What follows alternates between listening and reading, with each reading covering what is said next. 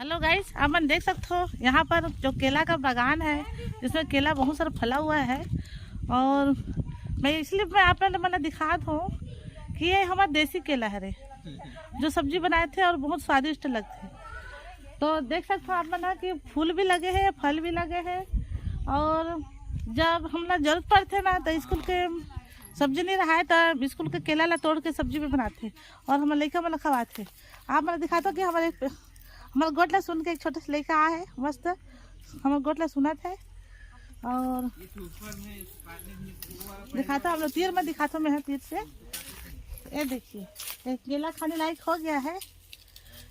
ये देखिए केला खाने लायक हो गया है, बहुत ही बढ़िया है, अच्छा है। तो हमारी मन इसने केला पेड़ लगा हूँ और केला खाऊँ तो सब्जी और पका के खाए के भी मैंने बहुत स्वादिष्ट लगता है और अच्छा लगता है। और कैसे लगी हमारा वीडियो आज कमेंट करके बताओ। जय हिंद, जय भारत, जय छत्तीसगढ़।